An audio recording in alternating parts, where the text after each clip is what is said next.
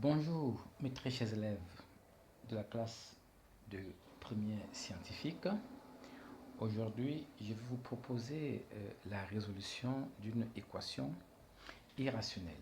D'ailleurs, ça sera le premier exemple d'une bonne série d'équations irrationnelles qu'on va traiter avec vous. Et comme ça, vous serez tout à fait à l'aise avec ce genre d'équation. Alors, on se propose de résoudre l'équation racine carrée de 3 moins 2x égale à 1. Appelons E cette équation. Eh bien, c'est une équation irrationnelle pour la simple raison que vous voyez qu'il y a ici la racine carrée sur laquelle nous avons notre inconnu, qui est ici est x. Ça, c'est une équation en x. Vous connaissez déjà les équations. Alors, comment fait-on pour résoudre une équation irrationnelle? Ben, on fait simplement ce qu'on vous a appris depuis la troisième. Lorsqu'en troisième, on vous a introduit la notion des racines carrées, l'enseignant a pris la peine de vous dire racine de a a un sens lorsque a est positif. Évidemment que le résultat aussi est positif. Donc, ici, nous avons un nombre sous le radical. Ce nombre sous le radical doit absolument être positif pour que nous puissions parler la racine carrée de ce nombre. Donc, ça veut dire que la contrainte sur l'inconnu ici, on peut écrire contrainte sur l'inconnu, ou tout simplement dire que notre équation a un sens. Donc, pour dire simplement existe. Si et seulement si quoi? Eh bien, 3 moins 2x est supérieur ou égal à 0. Et c'est une équation assez simple à traiter.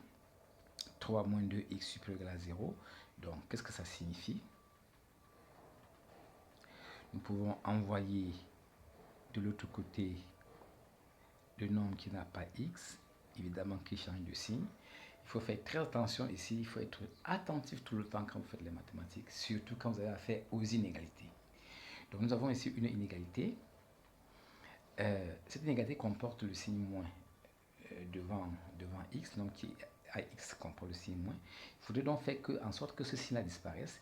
Il faut donc multiplier on va multiplier toute notre inéquation par moins 1. Donc c'est-à-dire quoi? On va faire tout ça comme ça et multiplier par moins 1. Mais quand on fait ça, qu'est-ce qui va se passer? Eh bien, il faut donc pas oublier que ce symbole doit changer de signe quand on multiplie par moins 1. Et ça revient donc à 2x inférieur ou égal à 3. C'est-à-dire finalement que x doit être plus petit que 1,5. 1,5.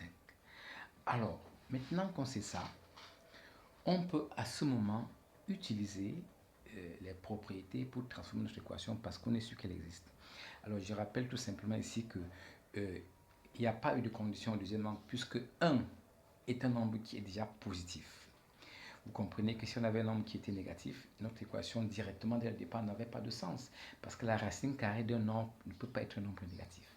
Donc, dans ce cas, on peut tout de suite appliquer les propriétés sur les égalités. Si j'ai deux nombres positifs, eh bien, j'ai tout à fait le droit d'élever ces deux nombres-là au carré. Donc, l'égalité va rester vraie si j'élève le premier membre au carré et le second membre au carré. On s'est fait ça. Élever racine de a au carré, ça devient seulement a. Il y aura 2, 3, moins 2x égale à 1. Et ça, on s'est résolu ça rapidement. Moins 2x est donc égal à 1 moins 3, c'est-à-dire finalement que x est égal à quoi?